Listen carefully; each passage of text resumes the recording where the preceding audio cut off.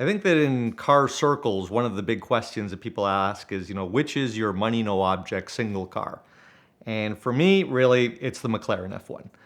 When it came out, I remember I was in high school and I would go to the library. There was the road and track. You actually had to sign it out because otherwise people would steal it. I just remember seeing these photos of this amazing car and Paul Frere driving it, and it said, if I remember, we'll never see the likes of this again. And for me, it's one of those high watermark cars and one of those cars I just always identify with.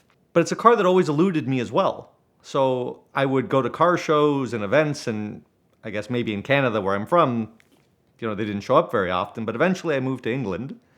And when I was in England, I also found that I never actually had one cross my path. And moving forwards, in 2008, I found myself in Southern California one day and went to a car show on a Sunday morning. A typical kind of car show in a parking lot, cars and coffee kind of thing. It's about 10:30 in the morning.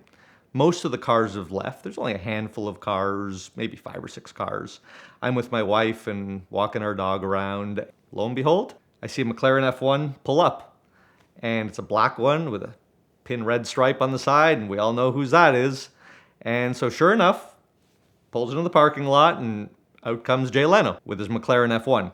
To me, the big thrill wasn't some celebrity showing up, it was seeing the McLaren F1. I mean, to me, that was the star. So I start looking around the car. Jay, of course, very, very gracious. I asked him a number of questions, and then he really started to take an interest, and he starts walking me around the car, and he opens up the various panels, just like two car guys. It was awesome. Shows me the toolkit and opens up the engine, and I ask a few questions here and there. And after a while, he turns to me and says, "Boy, you really know a lot about this car." And I said, "Yeah, well, it's my very favorite car. I've never had the opportunity to see one. It's very kind of you to share it with me. Thank you very much." So he looks at me and says, "Do you want to go for a ride?" Absolutely. Who am I to say no? Closes up the panels. We walk up to the car and he says, "Pick a side." So a guy's got to try. And I say, "I'm pretty handy in the middle." So he looks at me a second time and says, "Pick a side." And knowing that the gig was up, I chose the left side of the car, hopped in, and off we went for a drive. Now, you would think that a drive would be 2 minutes around the block or whatever. No, we were gone 30, 40 minutes, up into the hills, right up to the speed limit. We really were able to explore the possibilities of the vehicle and to really experience it. And it was absolutely fantastic. It was wonderful. I was astounded by the McLaren F1. The amazing thing was the amount of torque. That was a car that could accelerate from 10 miles an hour to 240 miles an hour in 6th gear.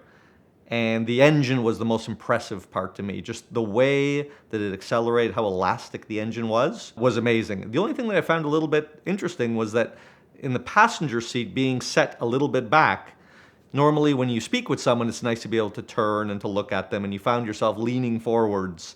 So at least from a driver's perspective, it's a car where you can be in your own little world. I remember him telling me that the night before he bought the car, he was in a cold sweat. He was wondering, what am I going to do? This is crazy. I've, never spent this kind of money on a car.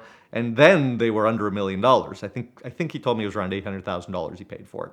And his wife convinced him, "No, you love it. You should do it. Go ahead and do it." And this was in 2008 when a McLaren F1 still hadn't hit $2 million yet, probably in the mid ones.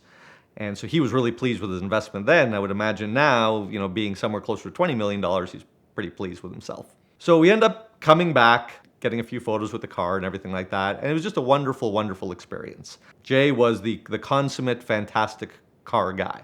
There's the old "don't meet your heroes." I mean, Jay Leno was absolutely fantastic. And the great thing about it is it wasn't one of those deals where it was about autographs or pictures or anything silly like that. It was two car guys being car guys. And that was always a really humbling experience for me as well, because, sometimes you get people at car shows that can get a little high and mighty about themselves, about the car they have. And, here is, one of the more famous people in the world with one of the most famous cars in the world, and treating it, the way an enthusiast with maybe a Honda Civic would. And I thought that was awesome. And this really wasn't the end of my, journey with Jay Leno, if you will. So about 10 years later, I was in Malibu. There used to be a car show in Malibu. It's not there anymore. And there was a fellow there who had a McLaren P1. The McLaren was backed into a parking spot right next to a curb. And no offense to the driver, it was an honest mistake, but as he was pulling out, he didn't judge the curb, and the car kind of hopped the curb and high-centered itself between the two wheels on the curb. So you had this, you can imagine a car show, all the phones and all the cameras come out. But on that particular day, Jay Leno was there as well. Being the consummate car guy and enthusiast, he was looking around, and I was there too, and if you look really closely in the background, you might even see me. We're trying to figure out how to get this car off while doing the minimal amount of damage to it. But I will say that that particular day was a very special encounter as well, because I was at the car show, and as I said, it was 10 years removed from the time he'd take me from the ride in the F1, so I couldn't possibly expect him to remember me. I was with a very good friend of mine who knows Jay, and they're professional acquaintances. And at the time, I had launched this new business, marketing an innovative type of fire extinguisher. And being a car guy, we were showing it to the car world first.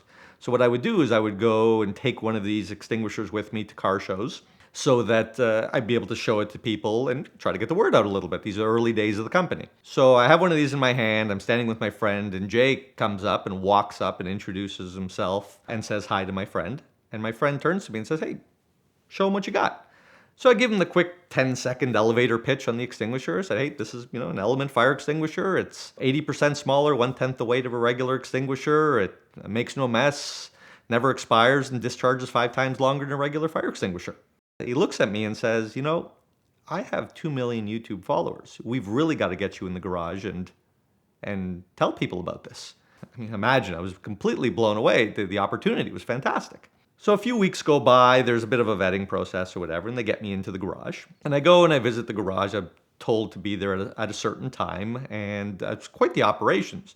Lots of people working, sound people, camera people, all this stuff for the Jay Leno's Garage YouTube channel, which I come to learn is something that is all self-financed. There's no sponsorship of it. Yeah, they might get some ad revenue, but from the views, but really it's a self-financed enterprise. Kind of bring my kit and set up a little table and all that stuff. And Jay says, "Yeah, we'll do multiple takes. We'll see how we can do the best possible job here." Great, no problem. But they just have to wait a little bit because we have a few other things filming. No problem at all. We get to filming, but a lot of the day has passed. So now we're approaching the end of the day, and we start filming, and we do it, and it starts going well. And I'm thinking to myself, this is actually going pretty good. And we finish, and once we're done, everyone's like, "Okay, we're good. We're done. That's perfect." And immediately I panic because I start thinking to myself, "Oh, geez, I forgot to say that, and I forgot to say this.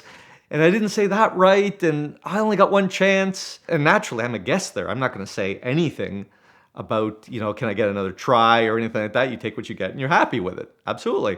I'm then taking down my things. In my mind, I keep going over my head all of the things that I missed and didn't say right, and all of these things. And it was a really, really fantastic and special moment because Jay saw me. And he comes up to me, puts his arm around me, and said, "Don't worry, it turned out great. It's going to be fantastic. You don't have to say everything. They're going to get it." For me, that was probably the most special part of the whole experience. We were under the assumption that this was we would have to pay for it. It would cost us something. So, you don't really turn it down. You kind of deal with it when it happens.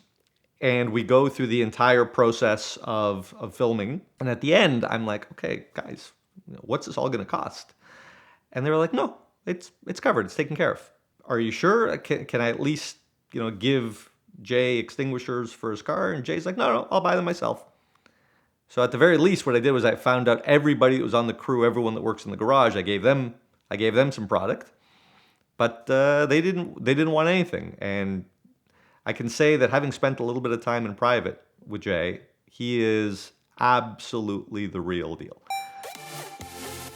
Car fires make for great videos, but very bad days for car owners, and I protect my cars from fire by having an Element extinguisher in every one of them for every mile. I actually got my first one from Freddie a few years ago as we were shooting Car Trek 1, where a fire was a very real risk, but it's always important to be protected. Element fire extinguishers weigh less than 1/10 of what a traditional fire extinguisher weighs, and they discharge 5 times longer. They also make no mess, and they never expire. So it's worth picking up a few to have around the garage, your your house and of course in your car. They've got a special bundle offer right now during the month of May for our VINwiki viewers, but it's always a good time to buy a couple of these to keep you, your car, and your home safe. So check them out now at the link in the description below.